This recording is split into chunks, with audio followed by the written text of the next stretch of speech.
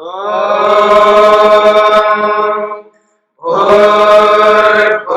स्वः तत्सवितुर्वरेण्यं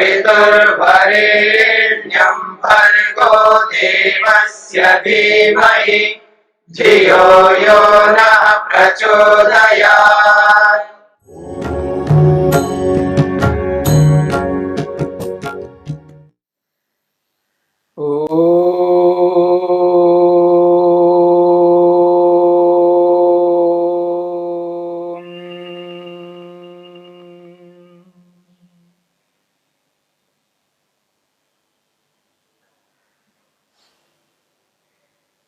योग में मन और मन के विचार।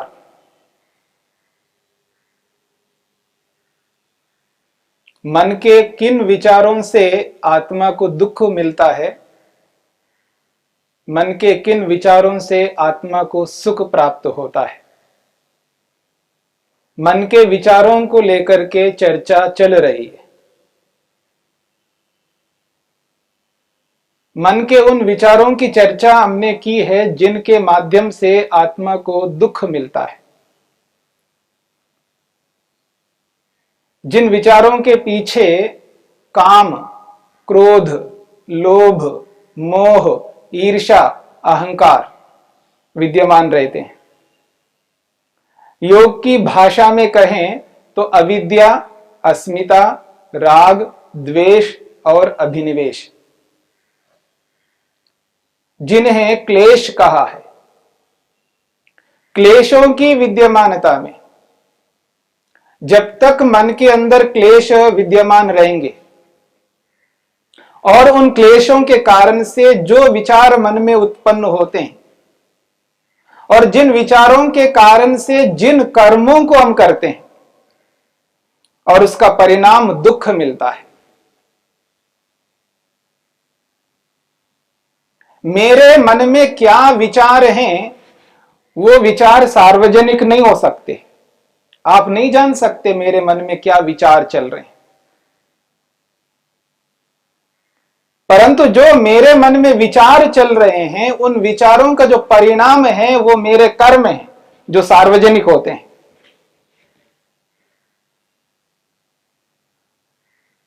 मेरे को जानना है या आपको जानना है तो आपके कर्मों के माध्यम से मैं जान सकता हूं, पर आपके कर्म, मेरे कर्म कैसे हो रहे हैं और उनके पीछे जो कारण है वो विचार है, जिनको योग ने वृत्ति शब्द से कहा है।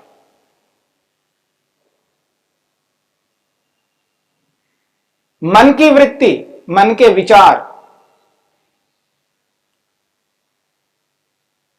लोक में अक्सर अनेक बार ये कहा जाता है, ये तो विचार ही तो है, क्या फर्क पड़ता है, क्या अंतर आएगा। ऐसी भूल कभी नहीं करनी चाहिए। विचार है तो क्या अंतर आएगा, विचार ही तो जीवन है। हमारा संपूर्ण जीवन विचारों पर आश्रित है, जिनको हम सुविचार कह सकते हैं।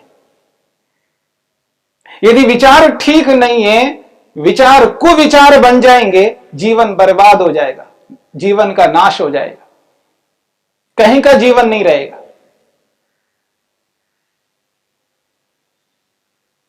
तो विचार सुविचार हो सकता है और कुविचार हो सकता है, और सारे के सारे कर्म इन विचारों पर आश्रित हैं। और जिन विचारों के माध्यम से आगे चल करके जीवन में दुख मिलना है, कष्ट मिलना है, पीड़ा का होना है, और उन विचारों को अगर बदल दें, हम उनको सुविचारों के रूप में कर दें, तो सुख ही मिलेगा, तृप्ति मिलेगी, संतोष ही मिलेगा, और भय नहीं रहेगा, निर्भयता आएगी, संकोच नहीं रहेगा, अपने आप को परतंत्र एहसास नहीं करेंगे, स्वतंत्र अनुभव करेंगे, क्योंकि विचार ही सुविचार है। तो विचारों का जीवन में सर्वाधिक महत्व है। ये तो विचार ही ऐसा मान करके कभी भूल नहीं करनी है। कोई अंतर नहीं आएगा, ऐसा विचारने से कोई फर्क नहीं पड़ेगा, ये मन में नहीं आनी चाहिए। यदि एक विचार ऐसा विचार मन में उत्पन्न हो गया जिसको हम कुविचार कहते हैं, और वो कुविचार जीवन में न जाने कब व्यक्ति को कहां से कहां तक पहुंचा सकता है। ये जो विचार है एक सूत्र के रूप में, एक मंत्र के रूप में काम करता है। जैसे ऋषि का एक सूत्र है, एक सूत्र के माध्यम से जीवन बन सकता है और जीवन बर्बाद भी हो सकता है। एक वेद मंत्र कोई व्यक्ति अपना ले तो उसका कल्याण हो सकता है। तो जैसे मंत्र है, सूत्र है, वैसा ही ये विचार है। एक भी विचार ऐसा मन में उत्पन्न हो गया, ऊपर से नीचे धड़ाम से गिर जाएगा व्यक्ति। अगर एक ऐसा विचार मन में उत्पन्न हुआ तो नीचे से ऐसा ऊपर उठेगा, देखते रह जाएंगे। कितना महान बन सकता है व्यक्ति, महान से महान विचार के माध्यम से, और निकृष्ट से निकृष्ट विचार के माध्यम से। ये मन की वृत्तियां हैं, मन के विचार हैं।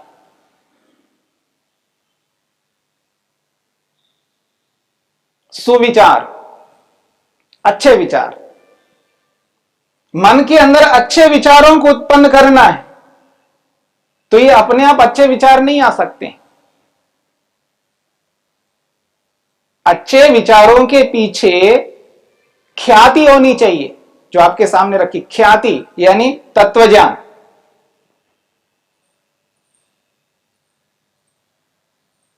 जड़ और चेतन दोनों का पृथकत्व। जब तक मन में दो पदार्थों की भिन्नता का बोध नहीं होता है, तब तक मन में वो सुविचार उत्पन्न नहीं होंगे जिन सुविचारों के कारण से केवल सुख मिलेगा, दुख का कोई प्रश्न नहीं उत्पन्न होगा, दुख आएगा ही नहीं। जिसे कष्ट कहते हैं, पीड़ा कहते हैं, वो मन के अंदर उत्पन्न नहीं होगी, वो पीड़ा नहीं होगी, वो शोक उत्पन्न नहीं होगा। सुविचारों के पीछे वो तत्वज्ञान, वो जड़ और चेतन का जो पृथकत्व है, भिन्नता है, वो विद्यमान है। तत्वज्ञान के कारण से सुविचार मन में उत्पन्न होते हैं, और वो तत्वज्ञान ऐसे ही मन के अंदर नहीं रह सकता। मन में स्थान देना है तत्वज्ञान को, मन के अंदर स्थापित करना है तत्वज्ञान को। वो अपने आप आकर के स्थापित नहीं हो सकता, उसी के लिए योग है, उसी के लिए योगाभ्यास है। योगाभ्यास को अपना करके, योग को जीवन में उतार करके, निरंतर योग को जीवन में स्थापित करता जाता है, वो ही योग मन के अंदर तत्वज्ञान को स्थापित कर देता है। फिर वो तत्वज्ञान ऐसे विचारों को उत्पन्न कराएगा जिन विचारों के माध्यम से सुख मिलेगा। तो वो विचार सुविचार होंगे, वो सुविचारों से सुख मिलेगा। सुखदायी विचार होने चाहिए, विचार सुखदायी होने चाहिए, दुखदायी नहीं होने चाहिए। यानी वृत्ति मन के अंदर वो वृत्ति उत्पन्न होनी है, वो सुदृष्टि होनी चाहिए मन के अंदर, जिस दृष्टि से व्यक्ति को सुख ही सुख मिलेगा। यदि दृष्टि को कुदृष्टि के रूप में बदल दिया तो फिर वो दुखदायी बन जाएगा। तो निरंतर मन के अंदर तत्वज्ञान को स्थिर रखने का यत्न करना होता है, और निरंतर तत्वज्ञान स्थिर तब हो सकता है जब निरंतर योगाभ्यास चलता रहेगा। बिना योगाभ्यास के हम अपने मन में तत्वज्ञान को स्थापित नहीं कर सकते। यदि आज मन में तत्वज्ञान नहीं है तो मिथ्या ज्ञान है। एक समय में एक ज्ञान रहेगा मन में। यदि मन में तत्व ज्ञान है तो मिथ्या ज्ञान नहीं रहेगा। यदि मिथ्या ज्ञान है तो तत्व ज्ञान नहीं रहेगा। जब तक उस मिथ्या ज्ञान को हटाएंगे नहीं तो तत्व ज्ञान आएगा नहीं, प्रवेश ही नहीं कर सकता, द्वार बंद है उसके लिए। वो बाट देख रहा होता है कब ये मिथ्या ज्ञान बाहर निकले तब मैं अंदर प्रवेश करूं। और जिस विषय में मिथ्या ज्ञान है उस विषय में तत्व ज्ञान मन में नहीं रह सकता। विषय अलग अलग है। इसलिए इस तत्व ज्ञान को स्थापित करने के लिए व्यक्ति को जो योग है उसको निरंतर अभ्यास करना पड़ता है, निरंतर उसको जीवन में उतारना पड़ता है। कभी उतारा कभी नहीं उतारा ये नहीं चल सकता।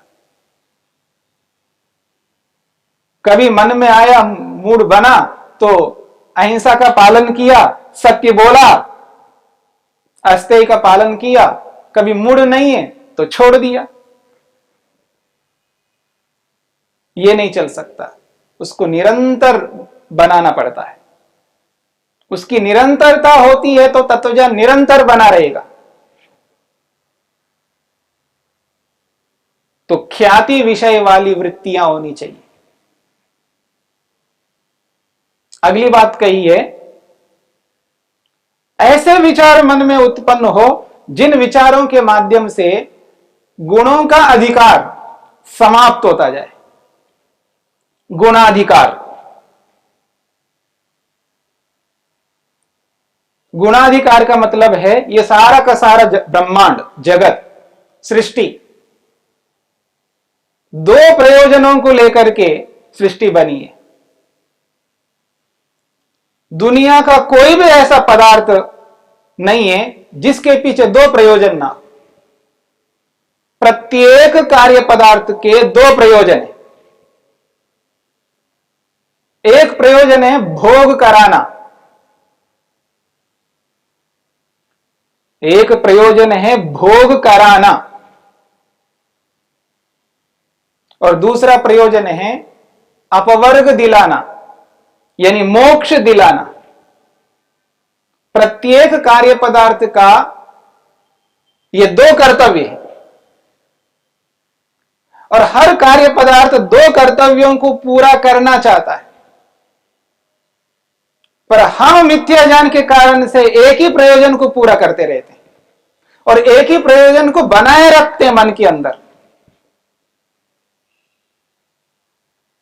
वो है भोग।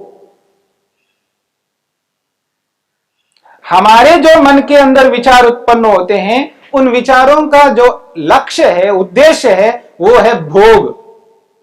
भोग को ही पूरा करना चाहता हूं मैं।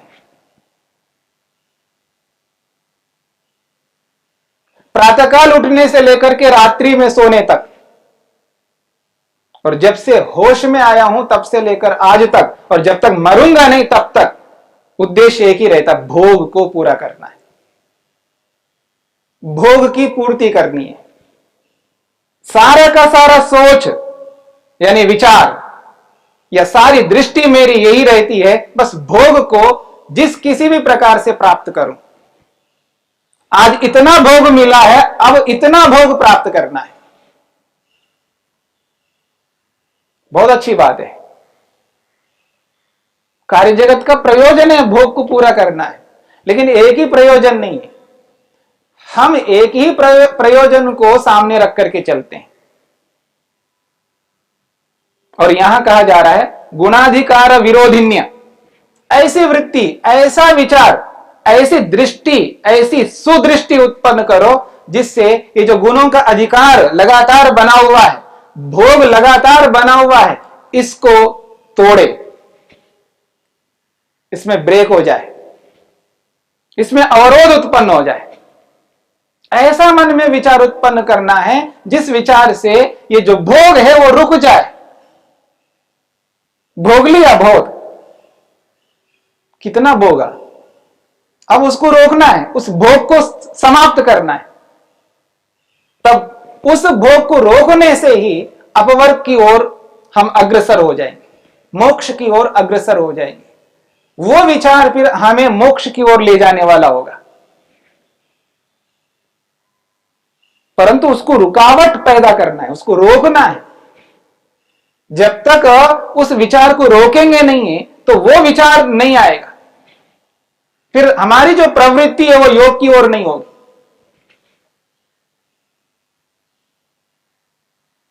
तो अपवर्ग की ओर प्रवृत्ति होने के लिए इस भोग को रोकना पड़ेगा।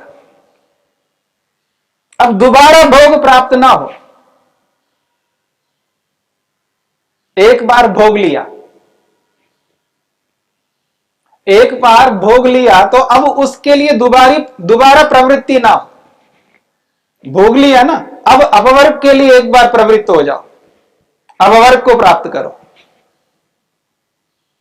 अपवर्ग के लिए प्रवृत्ति तो हो नहीं रही है और बार बार भोग की ओर प्रवृत्ति हो रही है।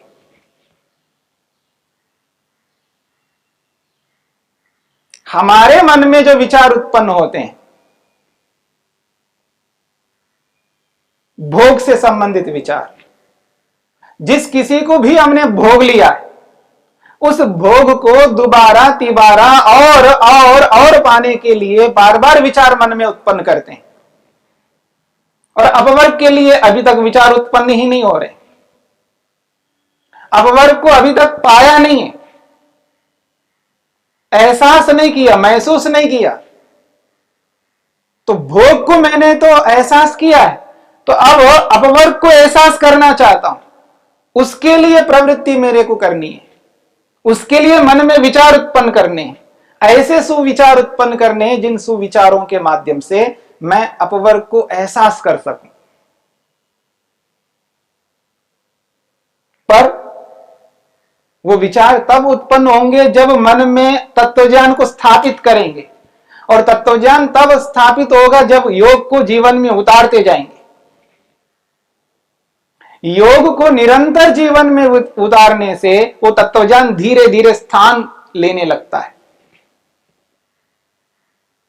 मन के अंदर ऐसा अंकित करना है वो निकले नहीं। जो अभी तक हमने अपने मन में मिथ्या ज्ञान को ऐसा अंकित कर दिया है वो निकल नहीं पा रहा है। तो जब योग को अपनाएंगे, वो योग निरंतर उस मिथ्या ज्ञान को रोक रोक करके, साफ कर करके, शुद्ध कर करके उसको हटाता रहेगा और तत्वज्ञान को स्थापित करने का प्रयत्न करता रहेगा। और एक दिन तत्वज्ञान स्थापित होने लगेगा, और जिस दिन तत्वज्ञान स्थापित होगा उस दिन हमारे विचार जब निकलेंगे वो सुविचारों के रूप में निकलेंगे। यह है मन की वृत्ति, मन के विचार।